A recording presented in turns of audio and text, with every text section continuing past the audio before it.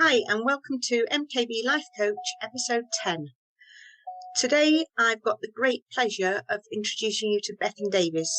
She is a business coach, a multi-business owner and a friend of mine who I have used as a business coach for a couple of years now, and it's lovely to listen to her story from where she came from and what she's done with her life, and I think it will encourage others. All the details of how you can connect with Bethan will be in the information of the podcast, and I really recommend you do so. Also, don't forget you can send me emails at info@mkblifecoach.com or check out the website to book your free coaching call with me. I hope you enjoyed today's podcast.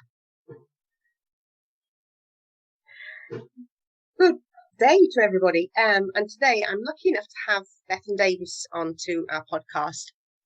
I've known Bethan for about 3 years, I think it is now, and she's an amazing young lady who has completely changed her life around. And so today she's going to tell you all about it and how you can join her as well. And I think you'll all be very impressed and surprised. So it's over to you, Bethan. Tell us all about it. Thank you so much for having me on. I'm so excited. So where do I start? So if I well, I'm currently a multiple business owner and a business coach. So my life literally has taken a huge change. And like Maxine pointed out before we jumped on live, that many times and still changing. I'm very much one of those kind of people who, as soon as I get an idea, I've got to run with it. And as I'm learning more and more that literally the world is your oyster, and if you are determined and put in the effort, you can make anything happen. It's spurring me on, as soon as I'm hitting my goals and reaching my achievements, I'm thinking, oh my gosh, what else do I want from life? So the dreams just get bigger and bigger, and it's amazing. Life wasn't always that way for me. So if I give you a bit of a background on the kind of upbringing and everything that I had, because it's far, far from the kind of lifestyle that I'm living now. So many people are quite shocked actually when I tell them about my background, because like I said, it's completely a U-turn from the upbringing I had. When I was young, I didn't have, I wasn't born into a family with educated people. Certainly wasn't a family with money. In fact, we lived loads of us all squished into my Nanny Val's council house. And when I mean loads of us, there was literally loads of us. There was my mother, myself, my 3 brothers, my uncle and his 3 boys and 1 daughter, my auntie and her 2 children, boy and a girl. And that's another story in itself. But then another cousin who came and joined us as well, which was her 3rd child. Like I said, story in itself. But yeah, my younger years were really, really fun, but they were wild. They was sort of, our parents weren't the type of parents to take the kids to the park. There was a park on the site that we lived, but there was never any parents in that park. The kids were just there, left to unsupervised, left to run wild. And there was a mountain as well. So my nan's council house was right, behind it was a mountain. So in the valleys, in Welsh, on the valleys. So we spent a lot of years, cardboard boxes sliding down the rocks on the mountain. How any of us didn't, well, there was probably broken legs and stuff from, we young guy, I never did, but how anyone wasn't more seriously hurt, I never know. Sounds lucky. Really, really fun. But when I'm, as a grown-up thinking back, I'm wow, we had 0 adult supervision. We were literally left to run wild. And it was, like I said, it was fun. And the community as well. So my family was huge anyway, but our close-knit friends as well. In the sense of community, that I've never experienced anything like it since. that like closeness, you're all together type of thing. So, you know, it's not all doom and gloom. Like I said, it was an amazing childhood, like the stories, the fun we had. But when I can't remember what age it was, my dad, like I can't remember him my younger years, but he was working away like a lot. So I didn't see much of him. And then when he had, you know, as he was like climbing the ladder with his business, with his working journey, he got to like a point where he was home on weekends, and he bought us a house, like an actual house that was ours. And that was like so far from what anyone else around us had. So on the weekends, even though we had our own house, my mum, because my dad was still away through the weeks working, she, you know, she would go straight back to her comfort, and we would go back to my Nanny Val's house through the midweek, and we would still be with all the family up there. And then on the weekends, when my dad came home, we'd go off to our house.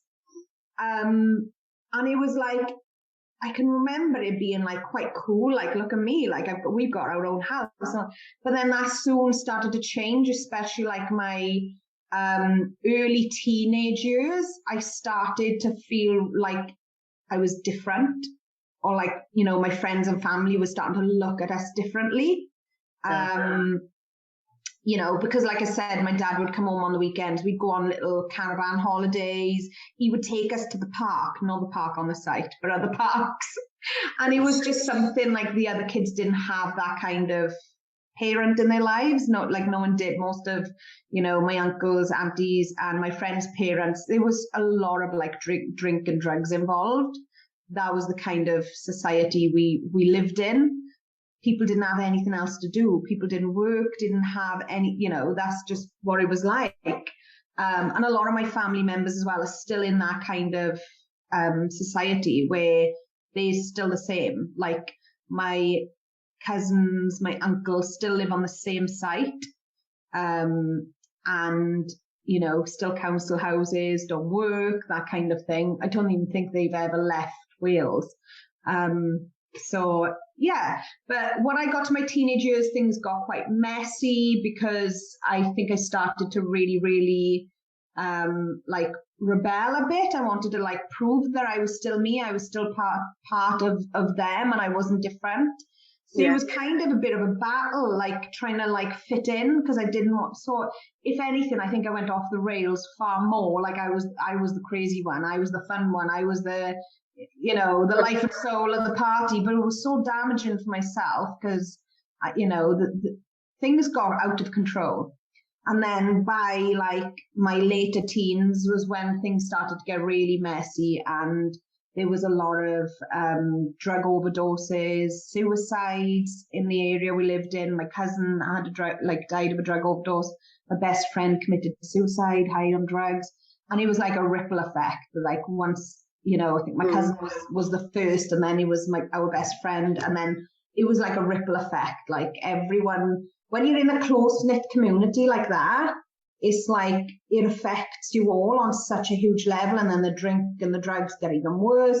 And it is like a snowball effect. Like it was really bad, and it got quite dark, and like things just got worse. I ended up in a violent relationship, didn't have no self-respect, no like self-worth or anything. And I hit rock bottom before I like completely took a U-turn. I literally sat in this house with the then boyfriend that I was with, and I remember just thinking I was so close to like taking my own life, because I just didn't see what else to do. I couldn't see. Oh, it makes me emotional thinking about it. I come from that, but I just couldn't see a way out. I didn't know what to do, like how to get out of this situation, this mess of my life. And I just remember thinking of the pain and the suffering, like especially my Nanny Val, with like all the loss already and all the heartache and the hurt. So I was like, I cannot add to that. And I just remember thinking like, and imagining the kind of pain and suffering my family would go through even further if I was to add to that. And I was like, that can't happen. I cannot do it. So I remember fleeing from that house, literally 1 a.m. in the morning, left everything behind, just took like a couple of clothes and all of that. And I'd already started at this point working to change my life around, because I'd already started to see things needed to change. And I'd been applying to get into university. I'd applied 3 years on the trot, so you could see how determined I was to get into university. I kept getting rejected, and I kept like working hard. I was like working full-time hours, night school around that, because I left school without any kind of, GCSEs or anything, so I had to do that around. So I'd spent years, first of all, trying to do like night school, then 3 years on the trot once I'd gained those qualifications to get into university, and then getting further qualifications when I kept running. It was like, I was so determined to change things. It sounds it. Yeah, and I did. And I got into university, and I failed my first year because of this violent relationship I was in. And I was going back and forth. And one day I just thought, I can't do this anymore. And I spoke to like the university kind of, they got like a support sort of thing. And I went to them and I told them everything. And they set me up. Oh, I get emotional thinking of all of this. They set me up in a housing place in Salisbury. So I literally like ran away from home. I literally like fled. And if it wasn't for that, I think that was a massive turning point for me. Was being like a new country, new life. Like the only people who knew me was a couple of the university, students, but I was very, very within myself. Like in the first year with all the others, and I was a mature student as well. Like not like older than, I wasn't like school age kind of school age. And I kept myself to myself, so I didn't mingle. I didn't really know anyone in the university. And so I felt like it was just new life, like I was starting over again. And that was such an empowering moment. I cut ties with all of my previous life, apart from my like parents and my brothers. And that was the first like turning point. So that was a huge turning point. And when I had that qualified job, met my now husband and all of that stuff, again, I thought I'd made it and this was it. And everyone, looked at me and thought, wow, look at her. She's really, made something of her life. I was already miles and miles away from that lifestyle that I'd had before, So then when it came to me having my daughter Aria, who's now 4 going on 5, when I was pregnant with her, I knew like working in the hospitals was just something that wasn't going to fit in with the life I wanted to be living. It was like I was working 12-hour shifts. We were always short staffed. I was working overtime. And when you work in a qualified job, so I qualified as a qualified radiographer, doing like x-rays, CT scans, all of that. I specialized in CT. And it becomes your responsibility when you have like, a profession like in that sense. And anyone who's got like a medical profession like that will understand what I mean, because they kind of like really drum it into you to put that first. It's like your career's first. You put, your patient care and all of that comes first. It's your priority. And then all of a sudden I was pregnant and it was like, my priorities were all over the place. And I was like, oh my God, like, how can I've got this baby growing inside me and I've got to kind of put her second to my career. And it was like, I can't do this. And then when I went back to work, there was like a lot of struggles because trying to like I wanted to like bring my hours down and all things like that. I dabbled in every kind of business you could think of when I started out, because I was just really wanted to like work less so that I could spend more time with my daughter. More. I didn't want to, I had a little taste of like what, I had a decent car, we bought our own house, and I was a bit like, I'd had a taste of that. I didn't want to sacrifice the money. If anything, I was like, I had a taste, I wanted more.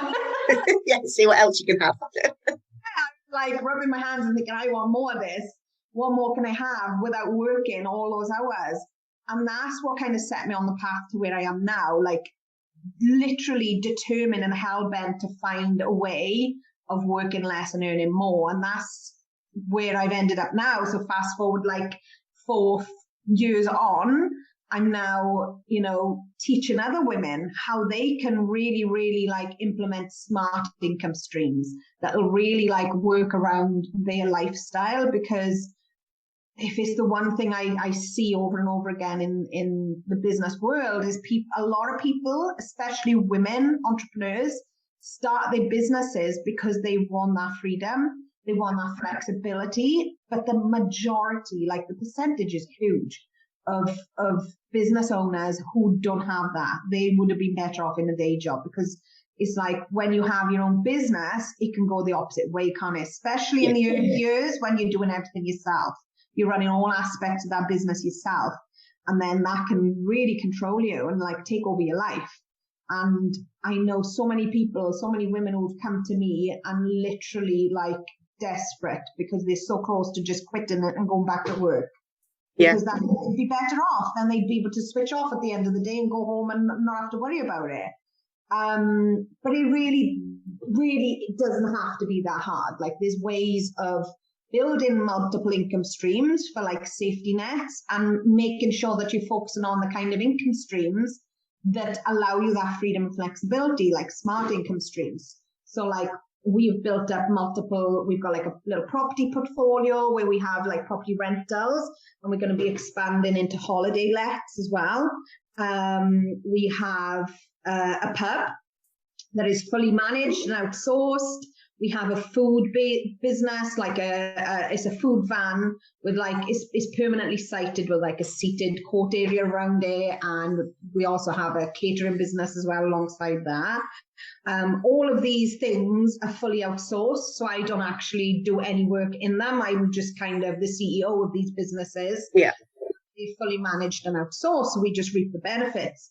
And then there's my main business, which is the thing that I actually put my time and effort into, like majorly, is my coaching, where I help other people like build up their finances so that they can really, really live that lifestyle that they dream of. And like, that's me in a nutshell. So like now I'm like a globally recognized business coach, like published author, all that stuff. And it's like, yeah, sometimes I pinch myself and be like, who is this person? Who was that person I used to be? Because it's like so far from where I started out on this earth.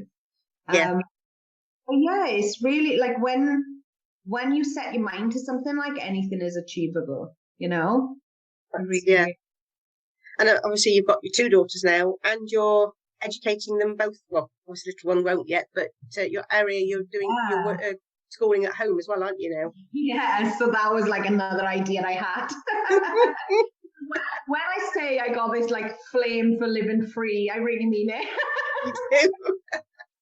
So when so I've got Aria, who is like 5.5, and I've also got my daughter Caddy, who is 8 months old now.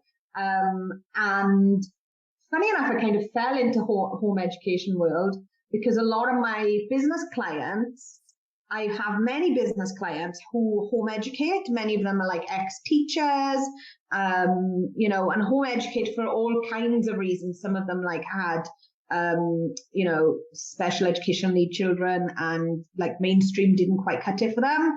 And then some of them just didn't like the kind of dated mainstream curriculum, so wanted to like set up their own kind of thing. But yeah, I kind of fallen into this. This is why I kind of feel as well. I used to be a very, very, very skeptical person. Didn't believe in any of the woo stuff, but I am a total, utter convert because the more and more I'm seeing things unfold in my life and the people around me, is like things like happen for a reason, and I see too many things are like coincident. It's like too many things happen that you can't all be coincidence, So I am beginning to be very, very like what's the word, like woo, spiritual and all of that sort of stuff, and being very open to it. And it's like I was kind of pulled into the home ed world to like see how that is, because I never even knew that was a possibility. Like I thought, kids got to go to school and that's it. You can't, there's no such thing as home education. I didn't even know this existed. But I've worked with many women who home educate, like I said, for all different reasons, which like opened my eyes to the possibility. And then when Aria started, like, pre-reception or whatever it was, I just noticed a massive change in her, in the sense of, her school reports were that she was shy, she was really needing like physical contact from the teachers, like hugging and always going up to them, just holding their hands. And I just thought, that's not my daughter, that's not Aria. She's such a confident little girl, if anything, she's bordering bossy. And I just thought, this is not my little girl that you're describing to me. And the way they were like describing what she was capable of as well, in the sense of like numeracy and literacy, I was just like, no, I know she's capable of so much more than that. And so I just thought, you know what, I'm going to give it a try. I'm going to pull her out of mainstream and let's just see if we can home educate her and see how that goes. And then I unlocked this whole new world of like a home educated community. We run our own group on a Wednesday, which started off, so in the pub, because the pub is closed through the weeks, we started off on a Wednesday afternoon, just saying like, we got this space if anyone wants to come and use it. Started off like as a social type of thing, which is completely and utterly turned into something like amazing. So one of the mothers that comes like every week with her, she's got like 6 children. Don't know how she manages, but she does it. It looks so easy. Yes, it's a breeze. And these children, like the more we've got to know them, it's like, because it was just a social meet, so it like took some time to get to know like what children are capable of and all stuff like that.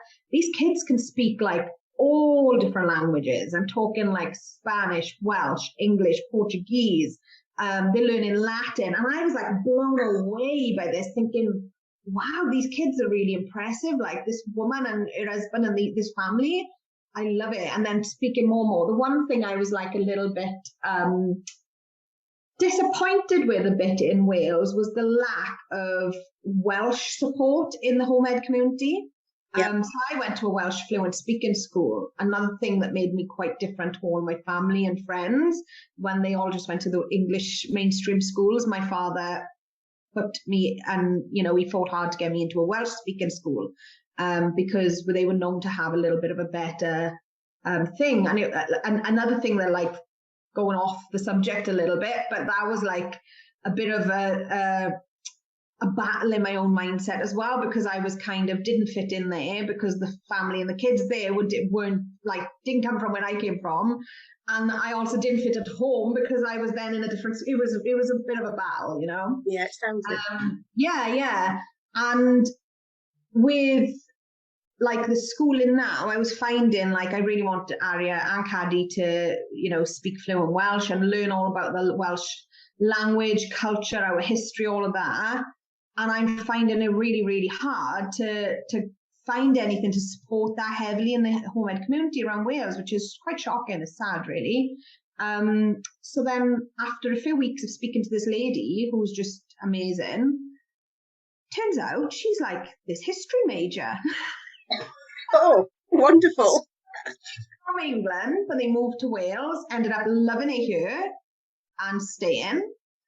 She absolutely is like blown away by the Welsh history and like the ancient relics and all of that kind of stuff. So she's been studying Wales like massively. Yeah. And then she's like, well, come on, let's team up and do something then. There's nothing here. So let's create something. So now our Wednesday just social catch up at the pub is turned into a full-blown Welsh Wednesday. So it's like an educational Wednesday now that we've got for the Home Ed Society. We're in the process of setting it all up, and it's going to be, we're going to try and get some Welsh teachers on board, but I'm not bad. I still remember, I did go to fluent Welsh speaking schools, so I still remember quite a bit. So that mixed with her sort of history major kind of skills and experience, we're really going to start focusing on Welsh history, language, culture on Wednesdays, which is amazing. So it just feels like everything's happening like exactly how it should. That's brilliant. Yeah, I'm loving it. Like literally loving life. That's the main thing, isn't it? It's just shown for where you were how 7 years ago to where you are now. And I think it just proves, I think with people, it's, if you've got grit and determination, you can get yourself wherever you want to go in life. You can get there. You've just got to have the right mindset and the positivity, and obviously work damned hard as well. Yeah. And the thing is, like, you just hit the nail on the head. You have to have that determination and like be willing to put in that work, because like the amount of people who kind of think, oh, it must be easy for me. The amount of people I've heard say that, oh, it's all right for you. You've got X, Y, Z. Oh, it's all right for you because of this. And I'm like, you have no idea like how hard I've worked and the effort I've put in to make my life look this easy. And it's, you know, now I get a lot of freedom. Now I've got the financial stability, like, you know, material stability as well with properties, and that freedom element where they're all completely managed and outsourced. We can literally just enjoy our lives. Now I've got all that, but I work damn hard to like get to this point. And every time I see like a new project or something new I want to do, I work damn hard again to make that work. So it's like, these things just don't just fall on your lap. Like you can sit there wishing your life looked a certain way or wishing you had someone else's life. Like that's never going to make that life happen for you. If you want change, if you want your life to look a certain way, you've got to get off your ass and go and do it, like, because that's the only way it's going to happen. No one else is going to do that for you.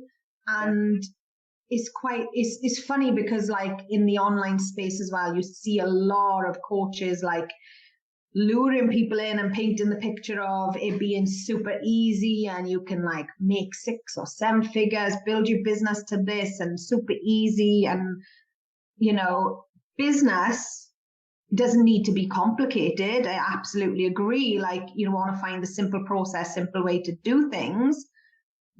You know, it is, business can be simple, but it's your mindset is the tricky thing. Yeah. And that's where the hard work comes in.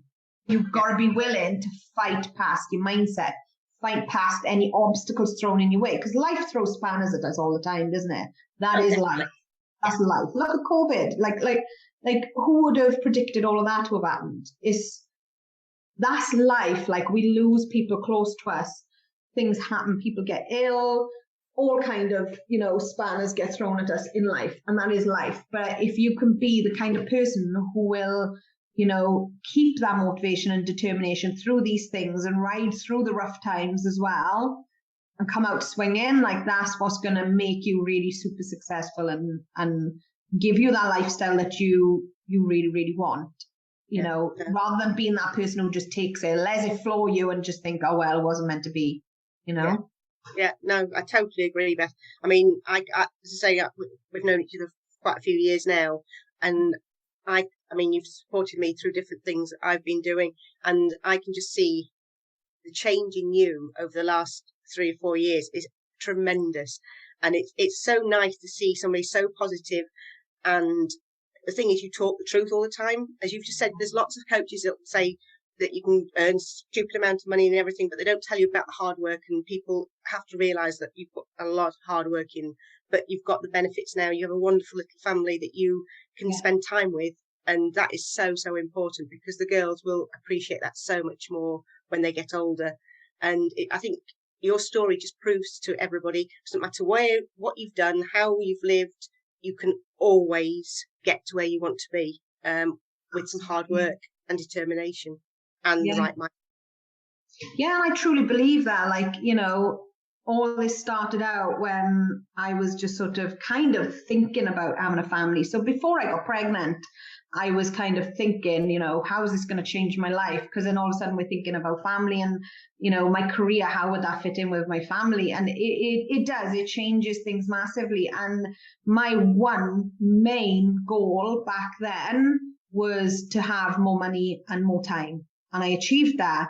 But like, you know, there's always new things that prop up. Like as you achieve your goals, new things prop up. Like we found like Lee was working a full-time job, and it was like, well, I've got the freedom and, you know, the finances, like, which replaced my income and more. We managed to get like we managed to get the property and be living where we wanted to be living and like achieving all these things. But then we found it was Lee's day job, because he was like, you know, he had a good successful job as well. He was a manager, like foreman in a factory, glass manufacturing factory. So he was, you know, being a manager, he had a decent wage as well. And it was like all of a sudden we were tied from his employment. It was like we were only allowed a certain amount of days. He had to request his holidays. It was like we were really restricted. So I had all the freedom and we could have just gone and done whatever we wanted. And Lee was tied. And it was like, this is a little bit of a problem now. So it was like, that was our next mission. It was like, how can we replace your income, which is obviously a massive chunk? How can we replace that? And, you know, it's just having these things in your way and thinking, right, what's next? And just knowing. And the thing is as well, like once you achieve one thing, it kind of puts you on like that spiral ripple effect, because it's like, you know, it gives you it gives you that fire in your belly, because you realize like, hang on, I've made this happen. And that's why I think it's really important to reflect as well and think about where you come and think about your achievements, because that'll spur you on to believe, you know, I have made these things happen. I did that.